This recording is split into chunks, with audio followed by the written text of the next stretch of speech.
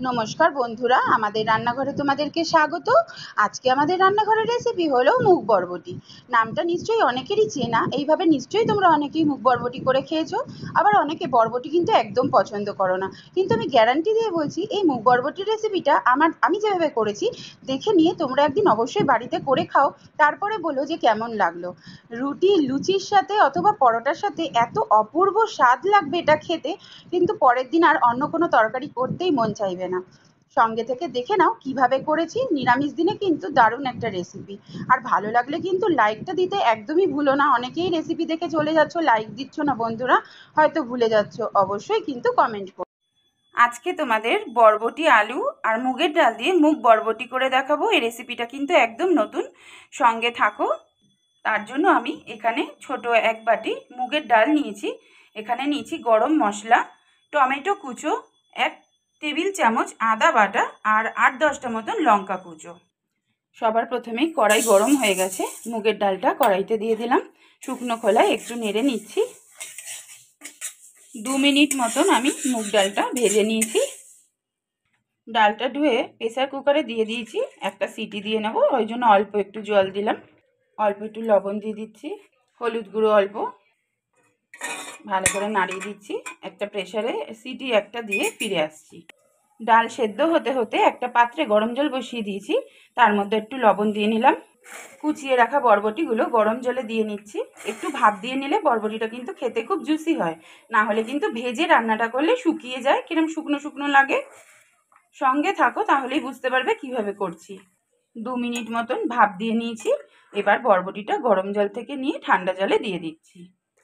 একটা বাটিতে আগে থেকেই আমি ঠান্ডা জল রেখেছিলাম, তার মধ্যে গরম জল থেকে তুলে বরবটিগুলো ডাইরেক্ট আমি এই বাটিটার মধ্যে দিয়ে দিচ্ছি, যাতে সবুজ কালারটা নষ্ট না হয়ে যায়। কড়াই গরম করে সর্ষের তেল দিয়ে দিলাম, 1.5 টেবিল চামচ মতন দিলাম। তেলটা গরম হয়ে গেছে, কেটে রাখা আলুগুলো দিয়ে দিচ্ছি। আলুটা আগে ভেজে নেব। আলুটা আগে ভেজে নিচ্ছি। সামান্য লবণ দিয়ে দিলাম, হলুদ গুঁড়ো সামান্য দিলাম। আলুটা আমার 50% মতো ভাজা হয়ে গেছে। এবার সেদ্ধ করে রেখেছিলাম যে বরবটিটা, সেটা দিয়ে দিলাম। নিশ্চয়ই বুঝতে পারছো যে বরবটিটা কিন্তু সেদ্ধ করার পরেও কালারটা কিন্তু ডিসকালার হয়নি। দেখো কতটা গ্রিন রয়েছে।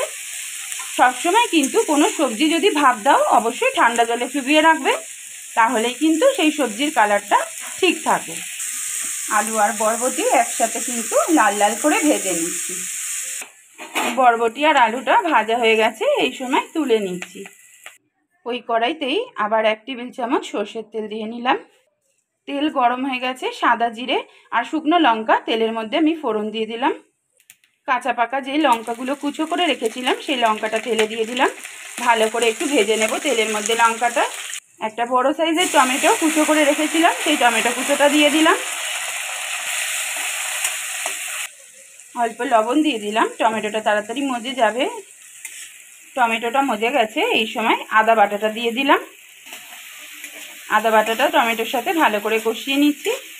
আদা টমেটো কষানো হয়ে গেছে, এই সময় গুঁড়ো মশলাটা দিয়ে দিচ্ছি। হলুদ গুঁড়ো দিয়ে দিলাম 1/2 চামচেরও কম দিলাম, লঙ্কার গুঁড়ো দিলাম 1/2 চা চামচ, জিরের গুঁড়ো দিয়ে দিলাম 1/2 চা চামচ, ধনে গুঁড়ো দিলাম না এই রান্নাটায়। খুব অল্প মশলাতেই কিন্তু এই তরকারিটা হয় আর দুর্দান্ত স্বাদের হয়। ভাত রুটি দুটোর সাথেই কিন্তু অসাধারণ লাগে।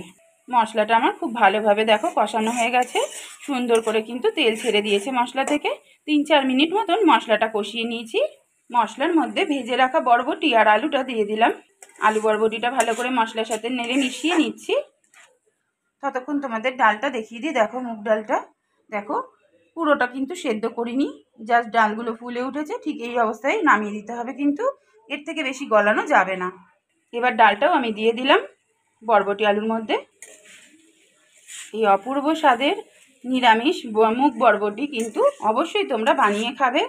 রাতের জন্য কিন্তু খুব ভালো একটা ডিনার রেসিপি, রুটি পরোটার সাথেও কিন্তু খুব ভালো লাগবে খেতে।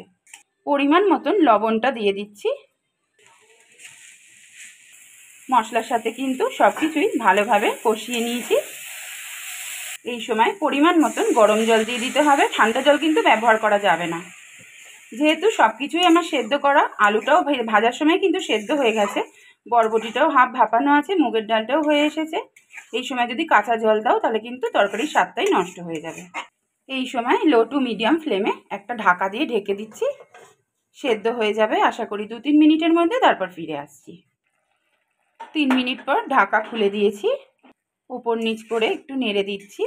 এই তরকারিটা কিন্তু একটু গা মাখা মাখাই হবে। হাফ চা চামচ চিনিটা এই সময় দিয়ে দিলাম। সব কিছুই কিন্তু খুব ভালোভাবে সেদ্ধ হয়ে গেছে আমার। ওপর নিচ করে আবার নাড়িয়ে দিচ্ছি একটু। ডালটা কিন্তু ঠিক এরকমই থাকবে, এর থেকে বেশি গলবে না, এটাই কিন্তু খেতে ভালো লাগবে। এই সময় আমি গরম মশলার গুঁড়োটা দিয়ে দিলাম, 1 চা চামচ গরম মশলার গুঁড়ো দিলাম। দিয়ে এবার নাড়িয়ে চাড়িয়ে মিশিয়ে দিচ্ছি। তরকারিটা কিন্তু আমার রেডি হয়ে গেছে। নিরামিষ মুগ বরবটির রেসিপি আজ আমার রেডি হয়ে গেল। আজ তাহলে এই পর্যন্তই। খুব শিগগিরই আবার অন্য একটা ভিডিও নিয়ে তোমাদের সঙ্গে আমাদের রান্নাঘরে দেখা হচ্ছে। নতুন বন্ধুরা যারা এসেছো অবশ্যই কিন্তু সাবস্ক্রাইব করে দিও, আর যারা পুরনো বন্ধুরা আছো অবশ্যই কিন্তু সম্পূর্ণ ভিডিও দেখে তারপরেই কিন্তু লাইক কমেন্ট করো। আর আমাদের পাশে থেকো, ভালো থেকো, সুস্থ থেকো।